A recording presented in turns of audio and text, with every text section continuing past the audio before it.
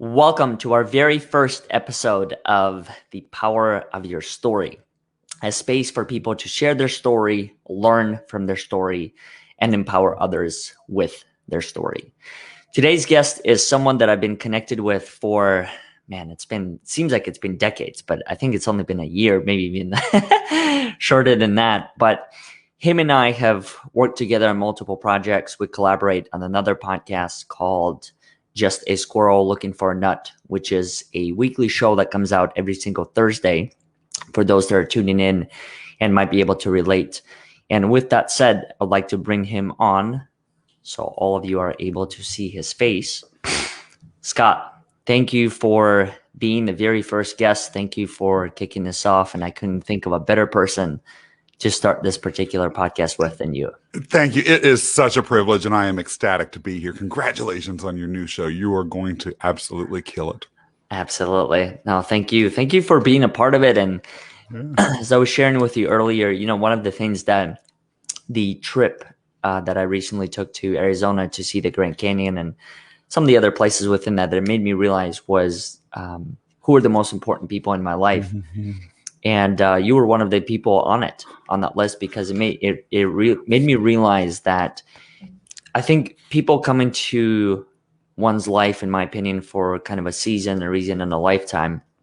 And I know that ever since you and I connected, both of us sat there on the other end, taking notes upon notes. Yeah. But I think that was the thing that made a difference, is that we chose to continue to stay in each other's lives and impact and influence each other in a way that has really been a life-lasting impact. I could not agree more. We both complement each other and fly in the same jet stream, and that is an amazing thing to have in your life. And I'm grateful to you for being that way for me. No, thank you. So I know the topic you and I wanted to talk about today was in regard to this concept of childhood circumstances, and how do you know the difference between which of them are served as a testing ground compared to victim mindset. I know that one of the comments actually that was posted, I think it was on your post when you had made the promotion this morning, was this concept of siblings living in the same household, but yet having extremely different attitudes and viewpoints, even though they've experienced the same exact thing. Yeah. Maybe one way to start off this conversation to begin with, like when you think about childhood circumstances, especially those that have presented difficulties to someone else's life, mm-hmm. How do you personally look at them? A number of different ways. First of all, I do believe that they are formative, but not completely determinative. We do have choice in how we deal with them, but those choices can be constrained, and the development of our ability to see options can vary dramatically dependent on those foundational circumstances. And I view childhood and the events that we go through in childhood as foundational in a way that very few other things are. But at the same time, there are also things that we can shake in a way that we might not be able to with events that occur as adults. The other thing that I want to say about childhood, and it goes as to the reason why I say there are a number of different ways I can answer your question, is childhood means to me two things.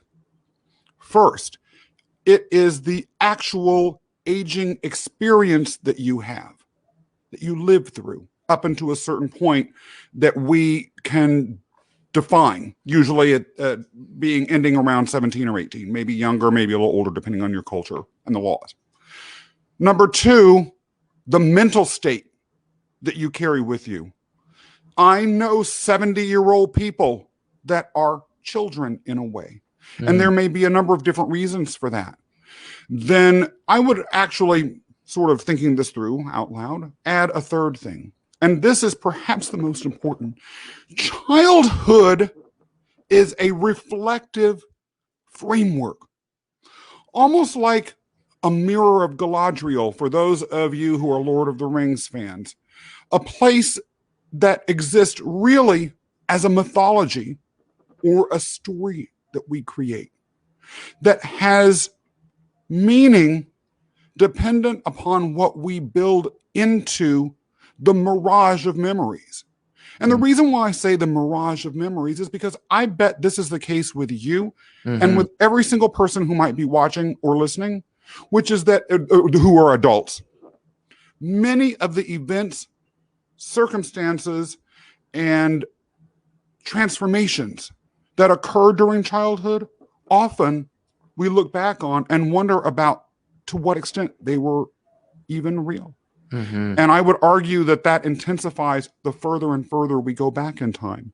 And so really what the brain does, I believe, is reconstruct reality based on what our not fully developed minds are able to piece together from our experiences and retain. And that is a very different meaning of childhood, and it has profound implications for our story and the stories that we create, recreate, or transform as we move forward. Do you think those childhood experiences, so this is something that I've been curious about, and you mentioned this as you were sharing your own particular experience, this concept of decision. So I'm a huge believer that the decision is always available there for me to make, regardless of which phase of my journey that might be. Childhood, teens, adulthood, and whatever other phases there are. What I've realized was that oftentimes, at least throughout my own experience, I put so much emphasis on the childhood experiences where in a way I almost, how do you best phrase this, like imprison my mind that because these things happened when I was a kid, there's no way it could be any different moving forward. What I realized over time, though, is that that's ultimately not true. That yes, even though I might have experienced very difficult circumstances when I was a little kid, moving forward, I have a choice in how I look at them. You know, I have a choice in how I look at those events. And so it really got me curious as far as, is there a point where, I don't know if you've experienced this, but like we put so much emphasis, I've done this. I put so much emphasis on the childhood years and the childhood circumstances where those were the things that I ended up living for however many years until I finally got to a point and realization that I can make a different choice. I can look at those circumstances through a different lens. And yes, and I guess the other part is like there's really no way of knowing which of those stories are you reconstructing to a point where it doesn't actually become the actual event that took place. But I also get curious in that is like, why does that even matter? You know, so like if X, Y, and Z happened in a particular way when you were 8 or 7, and you happen to view it through a different lens now, is one necessarily better than the other? Or is that just the truth evolving? You know, with particularly regards to that last point, I would argue at first blush that it really can matter. It doesn't always matter, but it can, to the extent that A, we are committed to factual truth, or that factual truth actually matters in a circumstance. And I think there are a lot of times in which it really does. And then number two, to the extent that it impacts negatively, or in some cases positively, our interactions with others that might have changed were we looking at the past events in a way that were accurate. So for instance, let's say and I have a younger sister. She's a lovely person, and everything I'm about to say about her is a complete fabrication, but I am fabricating it for a reason. Let's say that my sister was a bully, and I was a very thin, sickly child, and at least according to my memory. And I seem to remember every day she came home and punched me in the face and, kicked me around and rolled me in the dirt. And I developed a fear and resentment towards females because of that. Well, what if that memory wasn't really true? What if the reason my sister was punching and, kicking me and rolling me around was because I was being a jerk and I was harassing her and she felt she had to defend herself? Or what if she was being, and this is bizarre and surreal and would never happen, but like, let's say my parents were ordering her to attack me for no reason and she didn't want to, but she felt she had to, right? I might then, if I were not to, and let's say there were in the circumstance that I just mentioned, where I was actually causing her to just defend herself because I was being such a jerk. Well, let's say I chose to reconstruct that little part of the story out of it completely. I might develop all sorts of dysfunctions, as I was describing before, right? Like a distrust or resentment towards females that's misogynistic, and that would be utterly unjustified, and that I would then have to work through when really I didn't need to. Really, the appropriate way for me to resolve those issues would have been for me to face my own actions, hold myself accountable for them, and then I would be able to release these, emotional feeling states against a totally innocent group of people. And so that's why I do feel like the stories, that's an example of why I feel those stories can matter. The other thing too is I just really feel like, without diving into the rabbit hole, which God knows I would love to, about the very nature of reality and to what extent anything that we experience is constructed or not, assuming that we live in an actual physical world that has actual things in it that are irrefutable, like the existence of the sun, for instance, or the existence of the moon, right? Not acting on the actual realities, pretending, for instance, that the sun didn't exist. And so I just decide to look up at the sky without my eyes protected, would have actual implications on my ability to function down the road, because I might go blind due to that refusal to accept reality. And then to the extent that I am, because of that, taking a philosophy that there is merit to truth and there aren't actual facts in the world, then basing my personal narrative on a fiction is deeply, to me, problematic. Well, I think that, it also goes to a point, something that I shared with you when I went to the Grand Canyon and I was able to see the whole thing from the top down and then bottom to top. I realized that top down, the very first time seeing it, I couldn't even conceptualize that. I couldn't conceptualize the height. I couldn't conceptualize all the different things that are within it. And that goes back to the point that you mentioned, and that is how real is real at the end of the day. Yeah. I mean, many of these memories that I find myself sometimes telling myself is I've reconstructed so many different times. And I'm not saying that as a quote unquote, like a victim mindset by any means, but more so I think it's just a reality. Yeah. When I expose myself to so many different perspectives like you do as well, it shifts your own perspective. Yeah.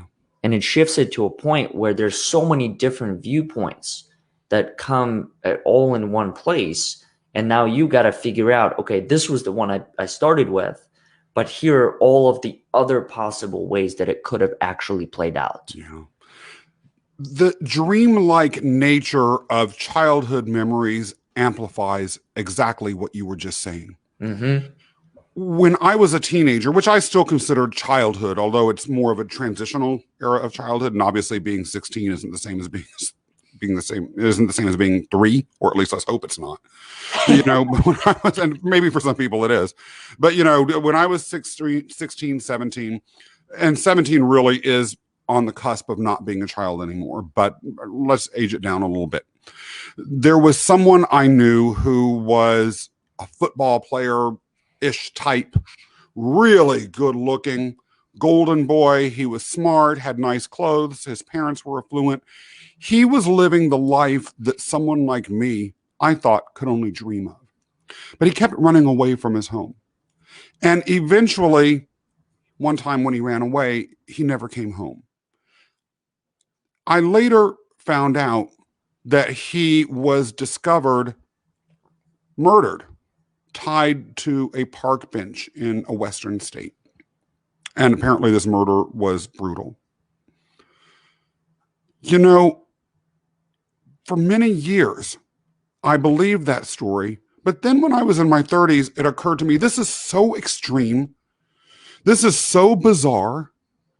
This is so, it's just out there. I'm not even sure it's real. Maybe it's something that I read or that I saw on TV, or was like some, suburban legend that kids in my hometown were telling around campfires that I just decided was real. And my uncertainty about the reality of that memory was such that I eventually called up a mutual friend of ours, that of the dead person's and mine, and asked him, did this whole thing really happen? Or did I make this up? Now, he confirmed that my memory was totally true. He said, yes, that's exactly what happened. You're remembering it with complete accuracy. But the whole reason I had that level of doubt was because the memory was a childhood one. And so I viewed it as inherently less reliable because of that. I've definitely had things like that happen before. And I remember even going back to some of my friends or even people within my family and asking them whether or not it had happened. But see, that the challenge of that, at least for me, was even though I could be in the same exact room as my mom or my sibling or whoever it was, we still saw it differently. Yeah. And that's, I think, is also a fascinating point, considering that both of us have siblings, is how is it that living in the same household, experiencing quote unquote exactly the same circumstances, but yet having completely different attitudes and views? Yes. And I would argue that although people say the parental and familial environment that siblings were raised in was identical, the circumstances are due to a number of different factors, always radically different. Not the least of which are based on birth order, gender, physical attributes, and other things like whether you're adopted or not. Mm-hmm.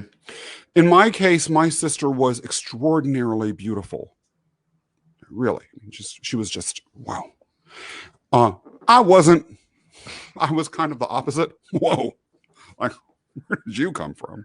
It's funny. There's a picture of me, my naturalization certificate. I worked for an agency of New York City when I was right out of law school that defended the city against allegations of extreme, damage and personal injury by plaintiffs in the Bronx. And one of the staff people saw my birth certificate, which I had to submit to the Bar Association when I was actually getting sworn in. And she looked at my picture and she, without knowing it was me, she looked and she said, "Oh, who's that poor, pathetic little kid? Is that the plaintiff?" No, it was me. So you have my sister, who is female, stunningly beautiful, and me, who was homely. My sister also was treated radically differently than I was, even though the parental environment was the same. My parents were old school and believed that little girls should be princesses. And so she always had a ton of clothes. She had, mom and dad bought her a television of her own. They bought her a nice stereo before they bought mine. She had a queen size bed as opposed to my, double. She had, lots of beautiful decorations and was, in a lot of classes. My parents' attitude was, you have the smaller room. You have a small bed. You don't need as many clothes. Get to work. And I did. I had chores upon chores upon chores, and I was expected to complete them with military precision. If I cleaned my room, my father or mother would check to make sure that I'd tucked the sheets under the bed, or they'd lift up a book to make sure that I dusted underneath them. And, the hard labor was mine. And I'm not saying that in a victim sort of way, but the environment was very different. And I and my sister grew up very differently with regards to expectations about work, with regards to what we expected to have in our circumstance. I, for instance, was required to take a shower in 3 minutes or less. Wow. And to this day, I am in and out of that shower. My husband mentioned just the other day, he's like, I really appreciate the way work just gets done in this house.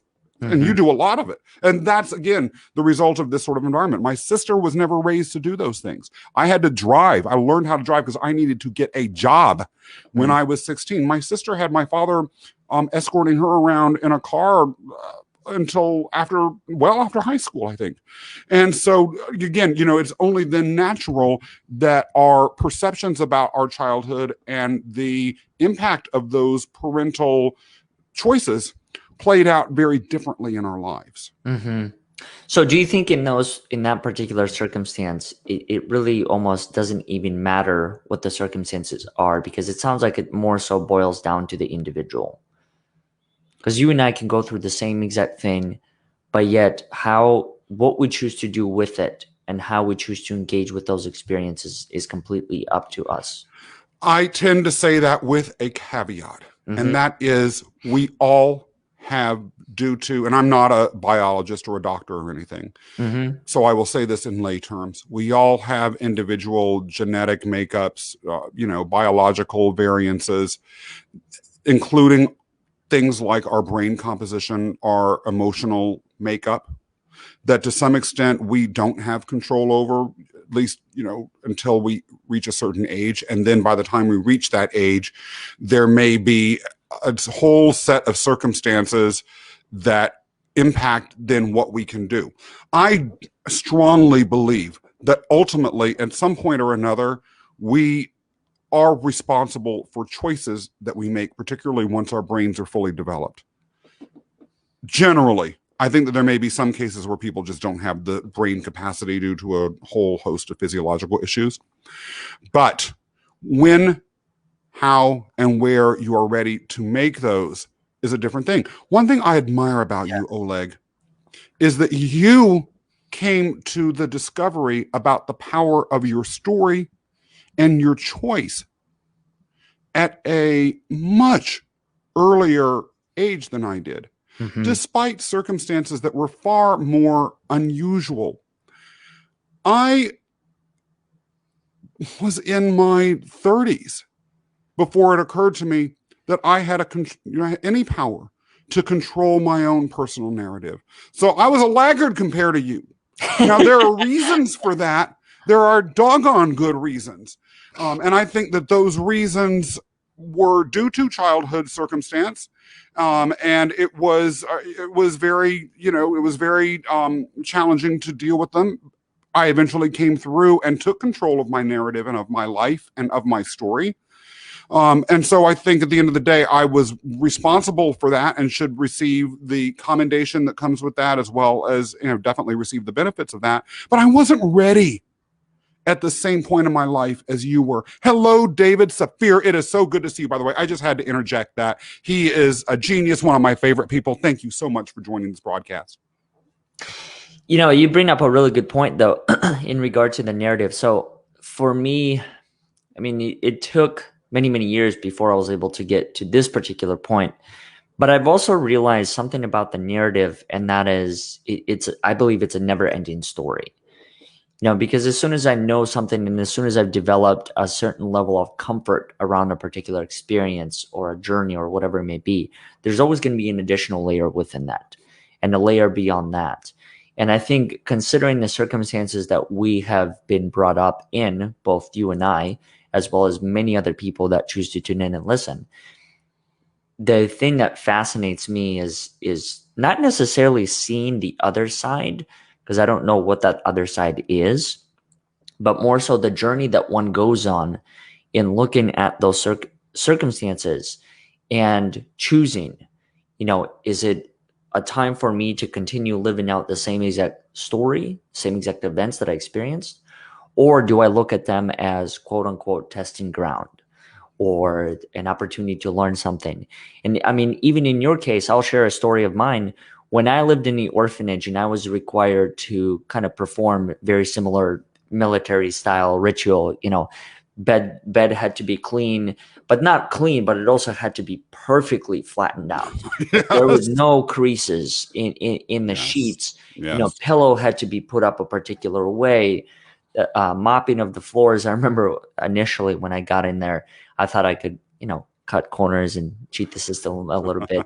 And that is, if I were to just kind of mop, I used to, I would get down on the ground and I would spread the towel that I was using to mop the floors. And I would kind of just go like this, to just have the floor be wet. But here's the problem. Some of the caregivers in there, they would physically move the bed and they would see the corners Yes. full of dust and that didn't have any wet spots. So that's where I realized that, okay, I really can't cheat the system. Like I'm physically going to have to get under that bed and mop. But I will say that in having those experiences, however many years down the road, it has become my lifestyle now. Yeah. Everywhere I go, everywhere I live, the ability to stay clean, organized is at the core of who I am due to those experiences. Yeah. So a good portion of them did get ingrained. Yeah. So I think there's a beauty. It's kind of like a double-edged sword when it comes to the childhood experiences. I think some of them I chose to take with me and look at those as learning opportunities or even skills to develop. And then others I chose to reframe completely. Yeah. And I think that understanding the difference between the two and separating the good from the bad, or at least what is optimal for you versus optimal for another human being, is of extreme importance. My parents being adopted, they had an interesting attitude about it. On the one hand, they were exquisite about making sure that I understood from a very young age that the adoption that occurred in my life of me was an act of love, both on the behalf of my biological parents and on the behalf of my adoptive parents. So on the one hand, I never felt a sense of emotional privation due to having been adopted. On the other hand, my parents did make it a point to let me know that I had been adopted by choice. Don't you forget that. And, I don't hold them in any ill will because of that, but it was an important part of how I grew up understanding what love was. And so the first long-term relationship I had, it ended not by my choice. Let's just put it that way. And because of that, I experienced it as a situation where the love that I had thought I was receiving unconditionally was actually another version of, I love you, but. And so I developed a very strong, hard reaction to that. I went through this period where I was like, well, maybe I'm just not lovable. And I even had some physical reactions to it. And then I eventually came to realize that, and due to the suffering that caused me and the emotional distress and distraction, I came to realize that I had to do something about this, or everything else that I wanted for my life was just not going to materialize. And that is what led me at a certain age to begin to discover that I had power and control over my narrative. It was the elements that were, as you just mentioned, ingrained, that were negative, that were trial runs for dysfunctional behavior as I grew up. But the dysfunctional behavior led to the unbelievably empowering understanding that I had that had the ability to change my narrative and my life going forward. And once that happened, the key to my entire future unlocked. And that's also the way by which I began to understand the truly unlimited nature of my future. So these things, again, have duality to them. And I hate to hijack the conversation, but I have to say hello to Brian Bachand and to Eric Clark. It is so good to see both of you all. These are two wonderful people. What do you think about that choice aspect, though? So I know that this portion, the one that you shared, it sounds like more kind of like a learning experience, right? An understanding that you always have a choice when it comes to whatever the circumstances. But is there another side to that? I mean, yes, you're looking at it now from the lens of, okay, this is what my parents said, and this is how I'm choosing to interpret those things. But back in the day, how did you look at that when they emphasized that it was a choice that they made? Like you were chosen. I interpreted it as an objective statement of fact that it was up to me to absorb.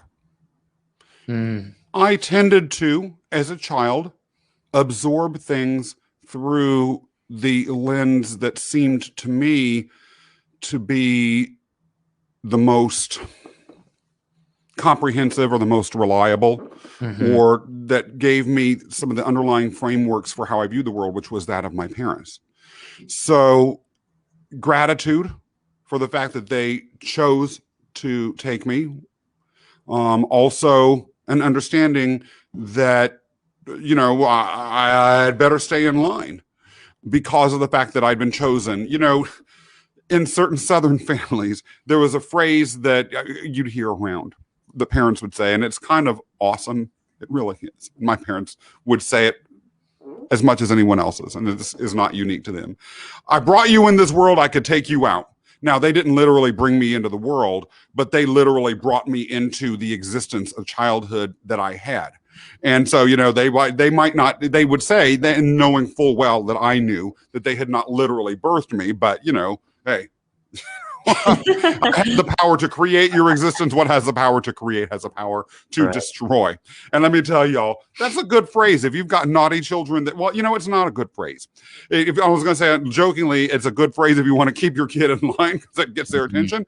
On the other hand, it doesn't. It doesn't really keep them in line. It may keep them in line temporarily, but it also creates an understanding that love is highly conditional from a parent, which maybe a parent wants to communicate to their child. Certain parents might. I don't. I would not want to communicate that to my child, Mhm. but some might intentionally want to do that. But it also brings in an undercurrent of violence into the parent-child relationship, and then violence in childhood. Right, everyone knows has a profoundly corrosive and warping effect on that child, as well as pretty much everyone and everything that child comes into contact with. Mhm. Oh, I couldn't imagine. And I think also just the level of trust that would get developed between the parent and the kid. Once you hear certain things, I know that during my childhood years, when I was surrounded by a couple of my friends whose parents chose the best way to put it, different parenting style compared to the one that I experienced, I was able to see however many years down the road why or partially see the influence of the parents within some of my friends Yeah. and some of the people that I would experience. But you do bring up a really good point. I think that element of fear also sets in. Whenever you're told that you can't do a certain thing or you can't speak a certain way, after a while, that becomes the operating system. That becomes the norm. Yeah. And then it goes as to what we're talking about earlier, which is the ability of someone to understand that they have a choice over their own narrative. For instance, if the parent is very oppressive and sends a message to a child from a very early age, you don't have choice. You do what I tell you to do. Mm-hmm. Or if the parent doesn't say it that directly, but they say things like, I will give you love and approval and treats if you do what I want you to do, or think the way I want you to think, or express the emotions that you believe that I want you to express, Mm-hmm. and then punishes the child severely for having opinions or thoughts or behavior patterns that vary from what those parental expectations might be, then the child could conceivably, depending on their makeup, grow up believing that they don't have the power to make their own choices, or they may not have learned how to make choices at all. And so Mm-hmm. then by the time they're an adult, they're so terrified of making choices, or they simply making a choice just isn't something they can't even conceptualize. They don't even realize they're missing something because they've never even experienced what it's like to have it, however slightly. And then all of those things ultimately will impact a person's ability to accept, let alone embrace, the power of making choice. Yeah. Joe Bogdan, a friend of ours, made a very interesting comment here. He said, instilling fear is the easy button and only yields temporary results. So that's very interesting. And I would actually love to hear his perspective when it comes to the military to begin with. I mean, think about going into different words. This is, once again, a completely different topic from the childhood experiences that we're talking about. But in a way, it relates, right? Going into different countries, different war zones, like how I wouldn't even know how to like verbalize or conceptualize that, like instilling that type of fear. Well, and let's not be utterly US centric here, too. Yeah. In many parts of the world, as we both know, children have been and are drafted into military service. Yeah. In some African civil wars, for instance, in recent memory, and this is by no means confined to Africa, so I don't want to just pick on one continent, but there have been children that have been basically kidnapped at a young age by gangs and bred into committing slaughter. One can argue that certain, like the Taliban, also, had that element in it. And so then what does that mean if those children survive and grow up? Yeah. And that happens a lot more often. I mean, I was recently watching a TED Talk. This was a couple months ago where the person was describing, I think it was in Yemen. Like, I think that was the place he was talking about. But one of the things he was talking about was how growing up in a place like that and constantly seeing like drone strikes and all these other operations, his only option was to live with fear. Every single day he woke up and he wasn't able to see the sky because of the clouds and just how dark it was outside. And he said it was just a constant state of mind. And that's a very, it's a different experience without a doubt than the one that you and I have experienced, and I'm sure many other people. The thing that I got curious about when you were sharing this whole concept of looking at childhood and also the victim mindset, in your particular situation, do you ever catch yourself being a victim of your circumstances? It's funny. When I was in my early years of the practice of law, there was a senior female attorney who loved to come up and slap my rear end, pinch my rear end. She'd tell me over and over how sexy she liked, she thought my rear end was. She then would wink at me and say, that's sexual harassment. And I sort of laughed it off, although it felt a little weird. I will not say that I felt as though I was a victim. I really didn't. But I thought it was odd. I was also kind of complimented. But that's just me. I would not say that that's the way any other person should feel. In any event, I was telling some friends of mine at work about that this happened. And I said, I was like, she doesn't know me. I could be feeling like a victim. And then someone looked at me and they said, you a victim. And the whole room sort of burst into laughter. And the reason why I say that, use that story, is because victim mentality can be something that we have even if we appear on the outside to be immune to it or to be exactly the opposite. I never thought of myself as a victim, which is why, on some level, I believe those people reacted that way. Now, if I had said, for instance, I don't know if I'm going to get a promotion because I'm not reciprocating these advances this woman is making, then people might have felt very differently about it. But they could not conceive of me that way, I believe, in some part because I couldn't conceive of myself that way. And as we've discussed, and as I've discussed in a number of other different forums before, in my earlier career, I had a very nihilistic, ruthless, hard-edged approach to life. Nothing was going to do, no one was ever going to do anything for me, so I'll just do it for myself. I viewed the universe as hostile and something to be beaten into submission by yours truly. Externally, that would not appear to be a victim mentality. It's the mentality of a conqueror, one might say. But it really was a victim mentality. Because I viewed myself as the victim of the universe's hostility. And therefore, I had to conquer it. My choice of a response was designed to do things. It was designed to do two things. One, give me a sense of power and control in the world, in a world and in a universe in which I felt I had none. But number two, to erase any external semblance of myself as a victim. And so I think that going back to your original question, the events in my childhood, the hardships that I faced, did create a victim mentality.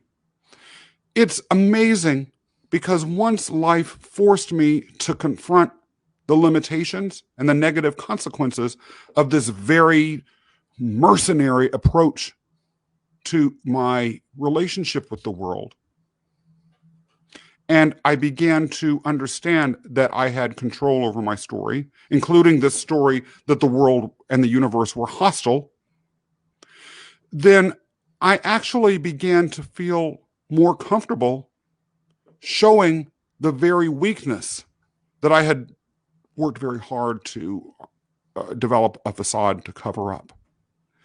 And yet, in exposing that weakness, I developed strength and became far less of a victim. Oleg, are there moments in time right now when I feel like I'm a victim? Of course. Do I recognize them and work to change that narrative quickly? Yes, I do. I've learned and developed many years of practice around that. Am I perfect, with it every time? Of course not. But I'm pretty damn good at it at this point. And so I do feel like, the victim mentality can be pervasive. I suffered from it, but we may not understand or perceive the victim mentality in those around us because of the tools and techniques that they use to protect themselves from identifying as victims and to protect others from viewing them that way too. Do you think the victim mentality and victim mindset would even exist if it wasn't for the opinions from other people? Yes. I do think that the victim mentality, if one chooses to indulge in it, because there can, by the way, be power in really cultivating oneself as a victim. And in those circumstances, then it's going to be much less of a big deal if there's no one around for you to build status based on your identity, externally facing identity as a victim. But still, one may, and I don't know exactly how this might evolve, but it's not impossible to imagine someone choosing to view themselves as a victim without really caring or being impacted by how others view them. For instance, it may be easier to view yourself as a victim and acting purely in reaction to circumstances in your childhood that gave you, quote unquote, no choice about your behavior, even if others aren't around or you don't care, right? Like you could be spilling coffee on your shirt every day and no one knows about it and no one cares, but you still feel like a victim. The world has given me a hand that makes me pour this, and an addiction to coffee that I can't control, and that makes me have this coffee and makes my hand always throw it on my shirt. Poor me. That's the best way I can answer. Joe made a really good point here, and I think it speaks directly to what you've described, and that's choosing to lead by example. And how long has it been? Year and a half that I've known you? It Less than might that? be probably a year. Yeah, closer to a year. I think one Yeah. of the things I appreciate about you is that you do lead by example. You set that standard in it, but I think it comes from setting a standard for yourself, Yeah. and setting a clear set of expectations and standards of what you want your life to be, even though you did have Yeah. a difficult childhood. I had a Yeah. difficult childhood. Many Yeah. people, Yeah. thousands, if not millions of people have Yeah. difficult childhood. But I think that the question that I get curious about is what's next? Yeah. And what do I choose to do with those experiences? Do I choose to lean into them and learn from them and understand that, okay, the cards that I was dealt, well, those were the cards that I was dealt. I didn't really have a choice. But I think that goes back to the same exact point that you've made numerous times, is that now you do have a choice, Right. right? And you have a choice in how you look at those experiences, what you do with it. And I'll also say this, that like you and I choosing to create this space and share our own experiences, it's not as a way to diminish anyone else's trauma or circumstances, because their circumstances are their circumstances. Well, and I have to say something about that, which is what I call the oppression Olympics on a personal level, right? Like my childhood trauma was worse than yours, or Mm-hmm. this sort of, right, whose childhood was most oppressive, Mm-hmm. ultimately is exactly a different version of the syndrome that we were talking about a second ago. It's Yeah. victim mentality. Mm-hmm. It's in effect, what I was referencing in passing as I began my last set of comments, which is finding power in victimhood. But it's an illusory power, because any power, any social reinforcement that Mm-hmm. you get from your status as a victim only exists so long as people actually feel sympathy for you. Yeah. And people's emotions, particularly directed at any individual, fluctuate quickly and dramatically, and two, are completely out of our control. Mm-hmm. That's why I choose not to play that game. Well, it's part of why I choose not to play that game. The other is it's just not empowering. I Yeah. don't find it empowering to walk around, with fake stigmata on my hands, acting like I am a martyr. Yeah. One last thing before we get into the different things that you do and ways that people can connect with you. Why do you think, or what do you think is the fascination in seeking that greater tragedy, as you mentioned? Mhm. Because I experience the same exact thing. I know for me, oftentimes, whenever I start sharing my story about my childhood, I mean, you could hear the pin drop in the room. Mhm. And that would go from 100 and whatever the decimals were, like extremely loud to no one speaking.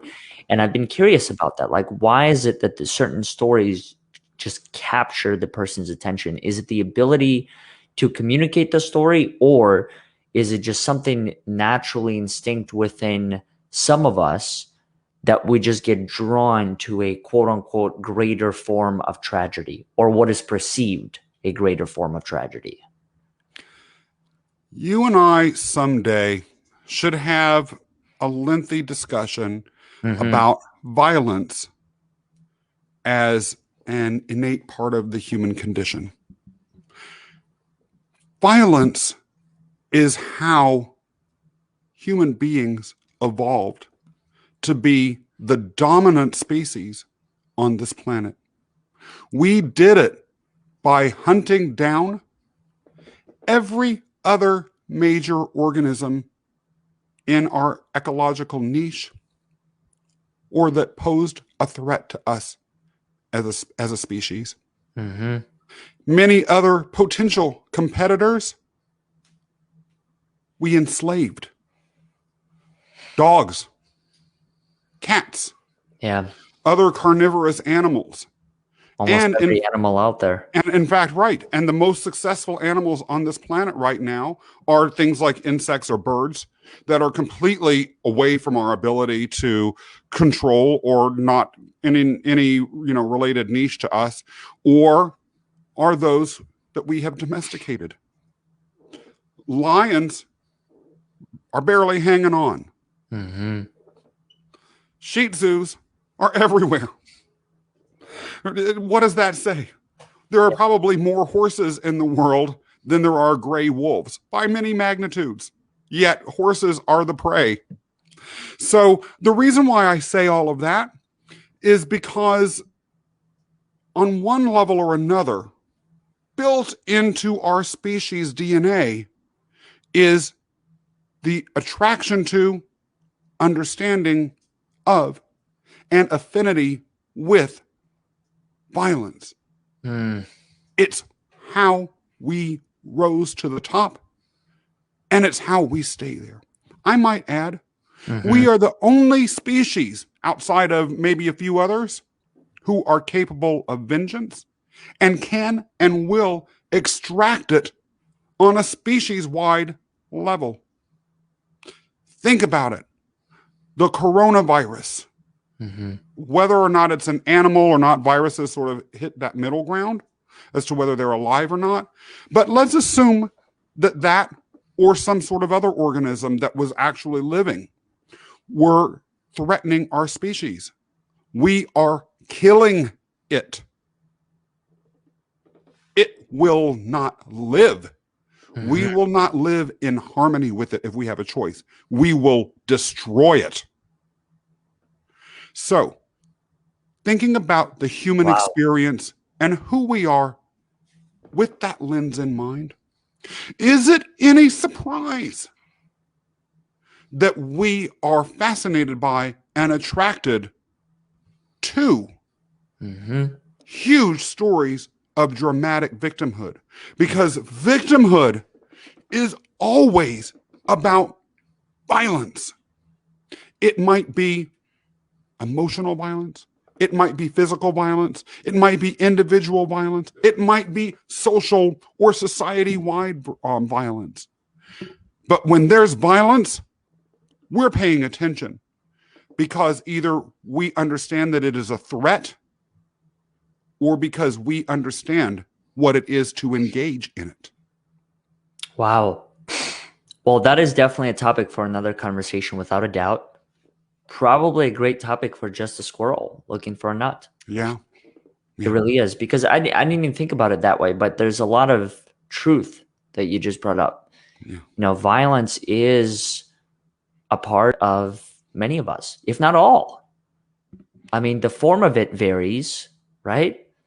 And how we choose to use it, but at the same exact time, everything that we spoke about today, even your choice of words, could be as a form of violence. Yeah. As you know, for many years, I practiced jujitsu. Mm-hmm. Loved it.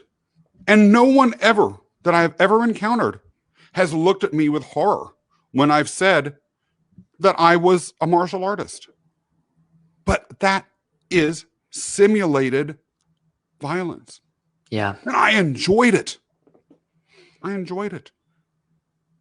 I was respected because of that. Yeah. Wow. Scott, what is the best way that people can connect with you? I know that you have a podcast, which I will show here at the bottom, Yes, Purpose thank Highway. you. Yep, purposehighway.com is where you find it. We are having powerful stories on that about folks, including you, Oleg, Mm-hmm. who are connecting with their higher purpose to build a better self and a better world. You can also reach me through my website, speakerscott.com, and email me at scott@speakerscott.com. I'm on LinkedIn and Instagram. LinkedIn at smason1, Instagram at s.scott_mason. That's amazing. Well, thank you. Thank you for being a part of this. Thank you for being a part of this very first episode. For anyone else that chose to listen, if you've enjoyed any of this, please leave a review on Facebook, LinkedIn, or any other forum. Joe Bogdan, Brian, and so many others. Eric Clark, thank you for joining and tuning in. David Safir, correct? Yes. David Safir. Wonderful person. Yep. And we will be back tomorrow with another guest and another episode, and just Scott, thank you for making this possible. Thank you.